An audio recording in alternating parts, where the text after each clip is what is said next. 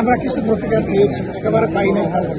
এখনই যদি আমরা মারামারি করি, বিভিন্ন ধরনের ঝগড়ায় লিপ্ত হই, তাহলে আগামীতে ঐক্যবদ্ধ বাংলাদেশ হবে। এখানে শুধু নাসিরউদ্দিন পাটোয়ারি কেন, এর আগে আদিবের ঘরে হয়েছে, আমাদের লোকদের উপরে জায়গায় জায়গায় হয়েছে, এমনকি মা বোনদের পেটে লাথি দেওয়া হয়েছে। আমরা সবাইকে অনুরোধ করবো, এটার নাম রাজনীতি নয়, এটা উপসংস্কৃতি, রাজনীতির নাম। এখান থেকে বের হয়ে আসছে। আমরা যার প্রাণ দিয়ে রাষ্ট্রের ট্রেজারি থেকে আমানতদারির সাথে এটা করবো। আর যদি নাও যাই, আমরা এই জনগণকে ফেলে মোবাইল নিচে নামাই। নির্বাচনের এই যে মোবাইলটা নিচে নামাই। এখন অংশ নিচ্ছেন, নির্বাচনের এই পারিপার্শ্বিকতা অংশবিশেষ অন্তত এই সমর্থন কেমন পরিবর্তন দেখছেন? আপনি দেখছেন যেভাবে আমিও দেখছি, মানুষের এই যে ভালোবাসা, আল্লাহু আকবার।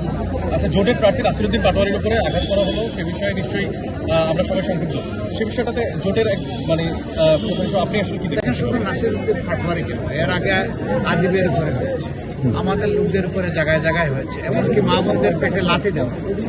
আমরা সবাইকে অনুরোধ করবো, এটার নাম রাজনীতি নয়, এটা উপসংস্কৃতি, রাজনীতির নাম। এখান থেকে বের হয়ে আসছে। কিন্তু কেউ যদি না আসে, জনগণ খুবই সচেতন, জনগণের চোখ খুব ধারালো, তির্যক ভাবে গিয়ে পড়ে। যিনি সীমা লঙ্ঘন করবেন তাকে জনগণ অতীতে ক্ষমা করে নাই, এবারও করবে।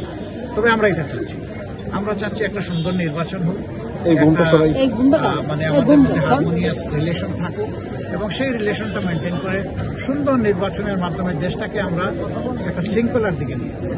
আর এখনই যদি আমরা মারামারি করি, বিভিন্ন ধরনের ঝগড়ায় লিপ্ত হই, তাহলে আগামীতে ঐক্যবদ্ধ বাংলাদেশ হবে। পরস্পরের মতকে সম্মান করা উচিত, শ্রদ্ধা করা উচিত। আগামীতে আমরা একটা ঐক্যবদ্ধ বাংলাদেশ দেখার স্বপ্ন, এবং আমরা কাউকে দূরে সরাই দিতে চাই। জোটের একটা পক্ষ বলছে তারা নিরাপত্তাহীনতা করছে, জামাত ইসলামী কি নিরাপত্তাহীনতার কোনো বিষয় দেখতে পাচ্ছেন? আছে, সবগুলোই আছে, আপনারাও দেখতে পাচ্ছেন। তবে আমরা চেষ্টা করছি যথাযথ